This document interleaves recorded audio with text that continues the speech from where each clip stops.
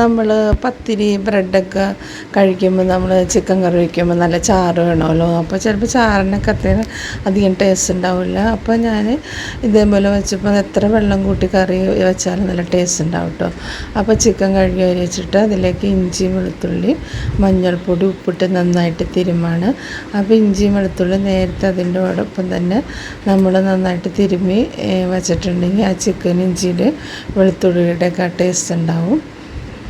അപ്പോൾ ഞാൻ കുറച്ച് മഞ്ഞൾപ്പൊടി ഉപ്പൊക്കെ ഇട്ട് തിരുമ്മി കൊടുത്തിട്ട് അടുപ്പത്തിട്ട് ഒന്ന് ചെറിയ തീയിലിട്ടൊന്ന് വേവിക്കാൻ വയ്ക്കും കേട്ടോ.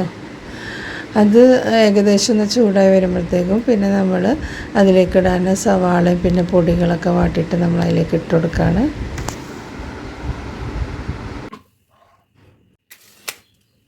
അപ്പോൾ നമ്മൾ ബയോഗ്യാസിലാണ് കേട്ടോ ചിക്കൻ വയ്ക്കണത്. അപ്പോൾ ലൈറ്റർ കൊണ്ട് കത്തൂല, തീപ്പെട്ടി കത്തിച്ച് വെച്ചാലാണ് കേട്ടോ അത് കത്തുള്ളൂ.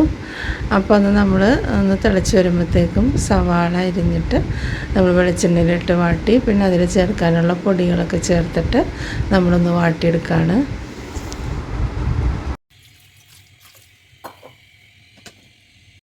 അപ്പോൾ ചിക്കൻ നന്നായിട്ട് വേവണേന് മുമ്പ് തന്നെ നമ്മൾ വാട്ടിയ മസാലയൊക്കെ ഇട്ട് കൊടുക്കണം കേട്ടോ. അല്ലെങ്കിൽ പിന്നെ നമ്മൾ തിളപ്പിക്കുമ്പോൾ ചിക്കൻ വെന്ത് കലങ്ങും. ചെറിയ തീയിലിട്ടൊന്ന് തിളച്ച് വരുമ്പോൾ തന്നെ നമ്മൾ മസാലയൊക്കെ വാട്ടിയിടണം കേട്ടോ. അപ്പോൾ വെളിച്ചെണ്ണ ഒഴിച്ചെടുത്ത് സവാളയൊക്കെ ഇട്ട് പിന്നെ ഞാനിതിലേക്ക് ഇഞ്ചിയും പച്ചമുളകൊന്നും ഇടണില്ല കേട്ടോ. മല്ലിപ്പൊടി മുളക് പൊടി മഞ്ഞൾപ്പൊടിയൊക്കെയാണ് ഇട്ട് കൊടുക്കുന്നത്.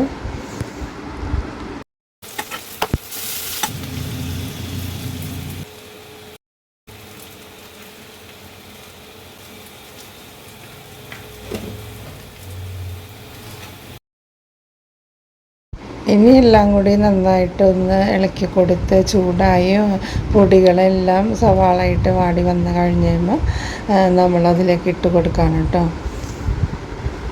ഒന്നില്ലെങ്കിൽ ചിക്കനിലേക്ക് മസാല ഇട്ട് കൊടുക്കാം, അല്ലെങ്കിൽ മസാലയിലേക്ക് ചിക്കൻ ഇട്ട് കൊടുക്കാം കേട്ടോ. അപ്പോൾ ഞാനിതിലേക്ക് ഇനിയും കുറച്ച് വെള്ളം ഒഴിച്ച് കൊടുക്കും. നമ്മൾ പത്തിരിക്ക് വേണ്ടിയിട്ടാണ് കേട്ടോ ഉണ്ടാക്കുന്നത്. രാവിലെ തന്നെ പത്തിരി ഉണ്ടാക്കി അപ്പോൾ അതിനൊരു ചിക്കൻ കറി വയ്ക്കുന്നതാണ്. അപ്പോൾ എൻ്റെ കയ്യിൽ ഗരം മസാല പൊടിച്ചതില്ല. അപ്പോൾ ഞാനൊരു പട്ടയുടെ കഷ്ണം ഇത്തിരി പെരുംജീരകം പൊടിച്ചതാണ് ഇട്ട് കൊടുക്കുന്നത്.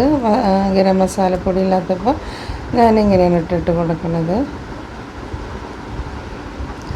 അപ്പോൾ നല്ല അടിപൊളിയായിട്ടുള്ള ചാറോട് കൂടിയുള്ള ചിക്കൻ കറി റെഡി ആയിട്ടുണ്ട്. ഇനിയും നമുക്ക് എത്രയാണോ ചാറ് വേണ്ടതെന്ന് വെച്ചാൽ അതിനനുസരിച്ച് വെള്ളം ഒഴിച്ച് കൊടുക്കാം കേട്ടോ.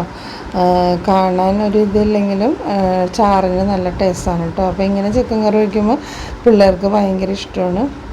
ആദ്യം ഞാൻ വെറുതെ ചിക്കനിലേക്ക് മസാല വാട്ടിയിടുമ്പോൾ ചാറും ചിക്കനും വേറെ വേറെ ടേസ്റ്റായിട്ട് കൊടുക്കും. ചിക്കന് പച്ച ചിക്കൻ്റെ ടേസ്റ്റ് ഉണ്ടാവും, പിള്ളേരൊന്നും കഴിക്കില്ലായിരുന്നു. അപ്പോൾ ഇതേപോലെ വെച്ചപ്പോൾ എത്ര വെള്ളം കൂട്ടിയാലും പിള്ളേർക്കൊക്കെ ഇഷ്ടമാവും കേട്ടോ.